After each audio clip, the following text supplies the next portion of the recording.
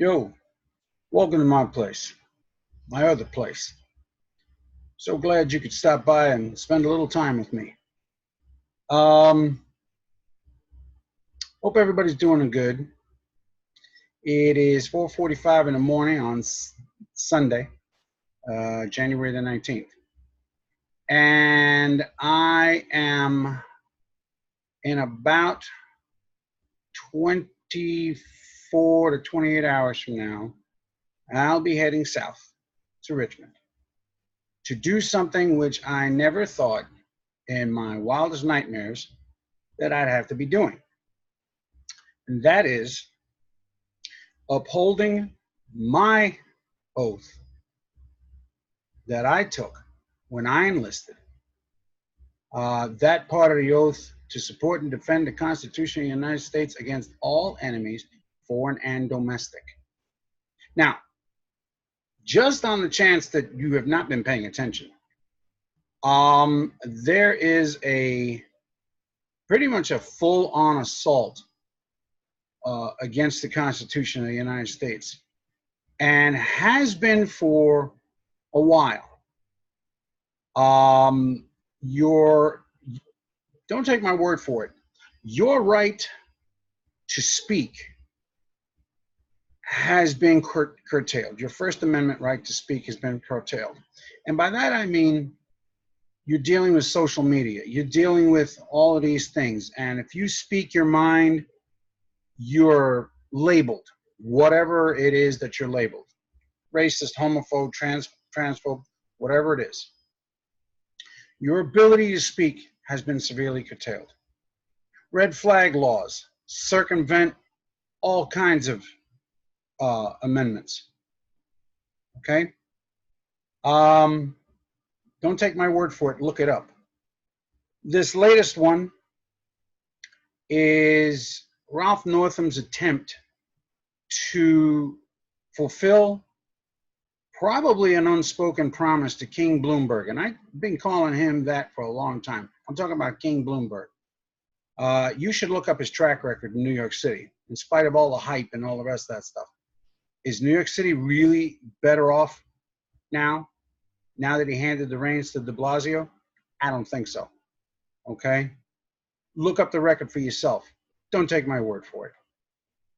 But as far as Northam's, I guess, unfulfilled or soon to be fulfilled promise to his owner and operator, King Bloomberg, who, by the way, this is public record. Again, don't take my word for it. Go look it up yourself.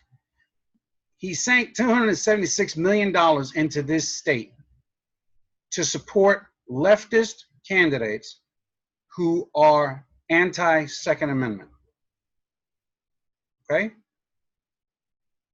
A direct circumvention of the Second Amendment is underway. Look up the House bills and the state Senate bills for here in Virginia. Just look them up. One of which is probably easy to look up. You may not understand the thing about 80% lower receivers and things like that. But something as simple as there are supposed to be no private shooting ranges unless they're state government owned, and 60% of the participants have to be law enforcement and or military. Seriously? You can't teach anybody about handgun safety. That's a proposal. Okay? Can't teach. You can't transfer. You can't sell. You can't. Basically, he's trying to lock, stock, and barrel eliminate the Second Amendment. Read the House bills for yourself. Now, if I'm going to try to hold on to my horses, I don't want this to be a rant video. Okay? I'm going to try very hard to remain stable. I really don't want to go off. That's not the purpose of this video. There are two books that I have in my possession that I am fond of reading and are cornerstones of my life. One is this. It's the Bible. In this case, it's the Warrior's Bible. This was a gift from a treasured friend. Okay? And I read this all the time, or I try to, as often as I can. The other one is a book, The U.S. Constitution and Other Writings. Well worth getting your hands on. Okay? Well worth getting your hands on. Do a little reading. You know, it's a beautiful thing to read. Even if you just read the amendments to the Constitution, your Bill of Rights, and all the rest. These are your rights, your God-given rights. And the things that Northam and Bloomberg and all the rest, they disguise it as, well, it's common sense. It's common sense. Yeah, common sense gun laws and stuff like that. Let me tell you something. Red flag laws to start with, okay, will tie you up in knots. There are vets who are gun owners, okay, that could be accused of being mentally unstable because they're trying to deal with the situation. So let's get this straight. Guy's feeling a little blue because maybe he's remembering his buddies out in the field or on ship or something like that. Now he's not feeling so great. He's a responsible gun owner, never hurt anybody, doesn't plan on hurting anybody. He's just feeling a little blue. On the one hand, people are saying, oh, you ought to get help. You ought to get help. You know, on the other hand, you're setting yourself up. Okay? Because some nitwit misinterprets that, complains, and the next thing you know, you're getting a visit, and your weapons are confiscated, and then tie you up in knots in court for months, if not years, rendering you A, defenseless, and B, you've circumvented the Constitution. Read it. Okay? It's in here or online. If you can't be bothered to pick up the book, read it online. Okay? About illegal search and seizure and facing your accuser and speedy trial and all the rest. Not to mention the legal cost. So by default, they want you to give up and then start all over again. And these could be treasured hand-me-downs. Maybe people in the cities who don't have this kind of background don't get it, but there are a lot of folks in the flyover states who have had weapons handed down to them through the ages, and they're treasured. And now some nitwit says something, and the next thing you know, it's gone. Because of what? And if you think that they can't be abused, I dare you to go look up some of the cases in some of these states that have the red flag laws. Okay? I dare you to do it. About people who have had complaints filed against them for no reason whatsoever, and meanwhile they're dragged through the courts and all the rest of that stuff because of people who they just offend. Think I'm kidding? Take the time to go look it up. Don't ever take what I'm saying as gospel. Go look it up yourself. So I'm going to be doing something on Monday. Quite frankly, I'd rather not be doing.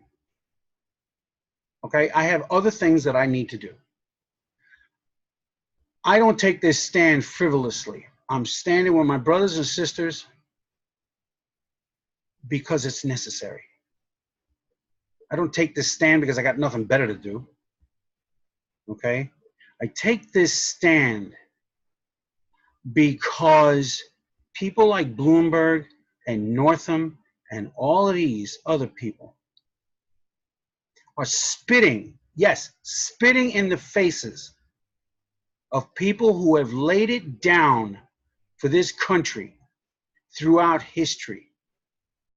I'm talking about going back to the Revolutionary War. They're spitting in the faces of George Washington, Patrick Henry, and a lot of others. They're spitting in soldiers' faces who laid it down to defend the Constitution. Whether you agree with the Civil War's motivations or not is irrelevant. Even if you take that one out, let's look at the rest. World War I, World War II, Korea, Vietnam. Right, wrong, or indifferent. Persian Gulf. Right, wrong, indifferent. Soldiers, sailors, airmen, Marines, and coasties who laid it down for this country in peace and in war. Because guess what, boys and girls? Soldiers and sailors and everybody else die in peacetime just as easy. You don't have to be in a shooting war to bury your shipmates and to bury your buddies. I ought to know. I buried a bunch at sea or in a graveyard someplace. So they're spitting in the faces of all of those people who are under markers, whether here in the States, anywhere on the planet where they fought, or on the bottom of the ocean. They're spitting in their faces, saying the Constitution that you stood for is irrelevant, doesn't mean anything.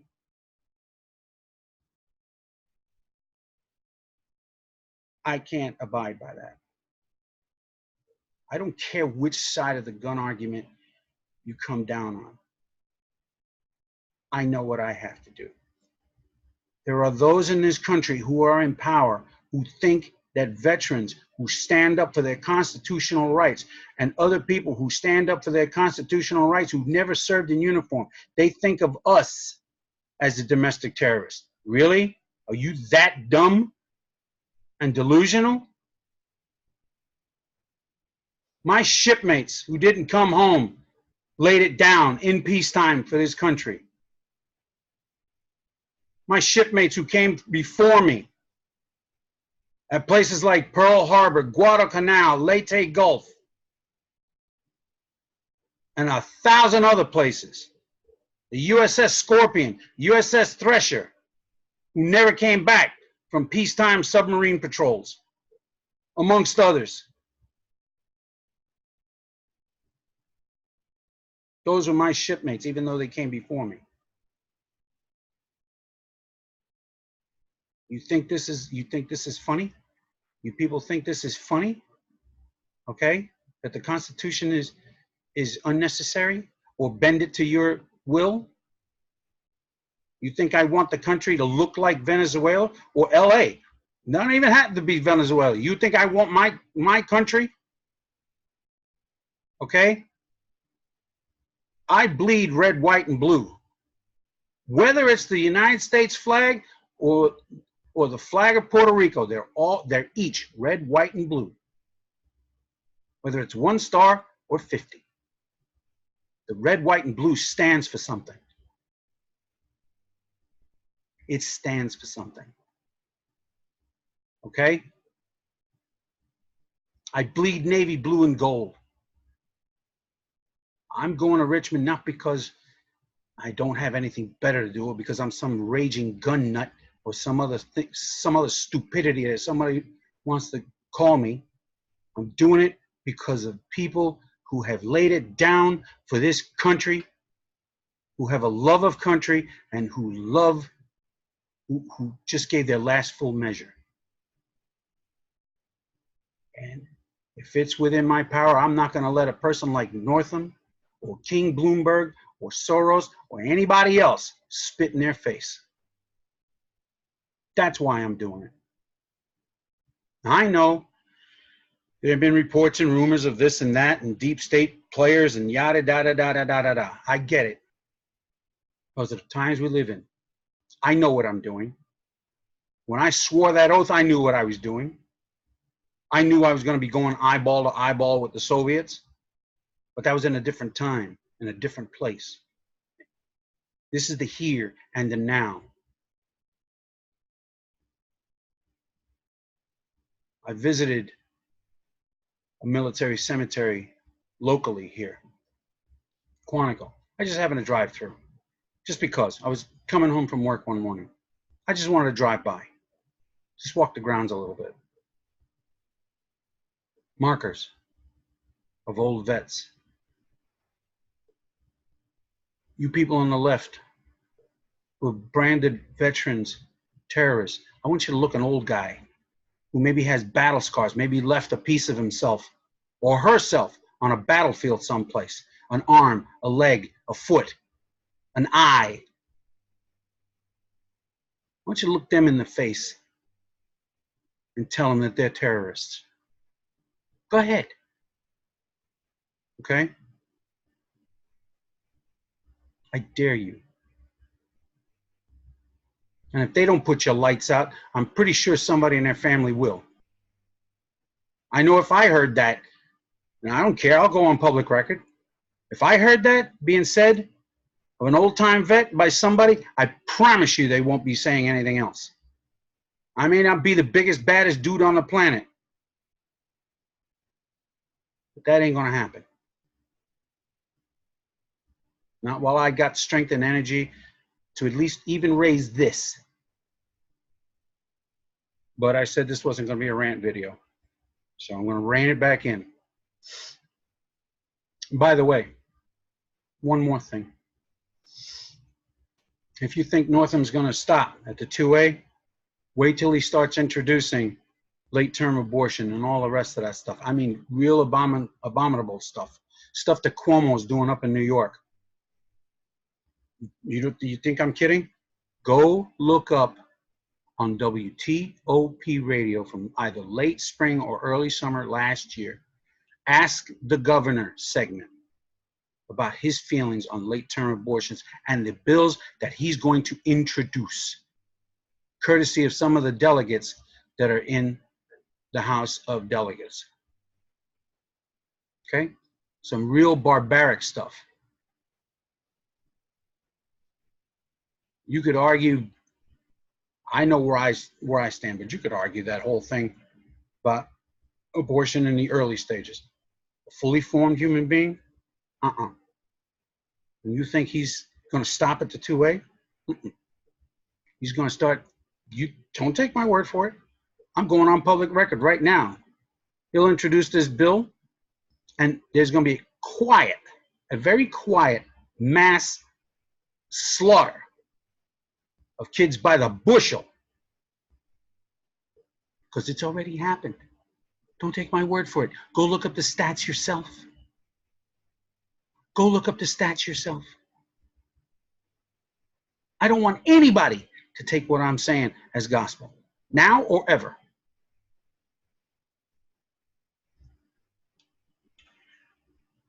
Let me stop right there. And I'm going to leave you all with something from, I'm going to read to you. Okay, it's going to take me a minute to cool my jets. Okay?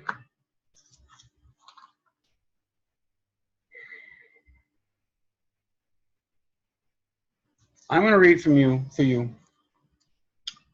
something from 1 Samuel. I think maybe you've heard this story before. David and Goliath. Ever heard of that? Maybe you have. And if you haven't, let me read for you a couple of things. Okay? As soon as I can find it.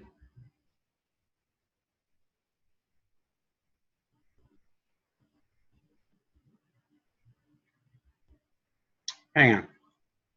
I lost my place. Just hold on. I'll be right back.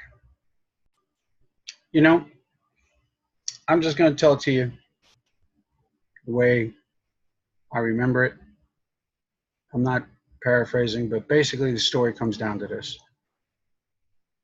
David went to go check on his brothers, and he notices and he sees the two armies, the army of the Israelites and the army of the Philistines, drawn up in battle array with the valley of Elah between them.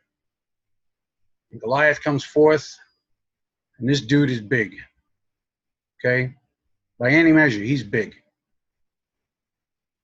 And he basically challenges the Israelites and saying, if you beat us, we'll be your servants. But if we beat you, you be our servants. And they were all afraid of Goliath. And rightfully so. He's a big guy.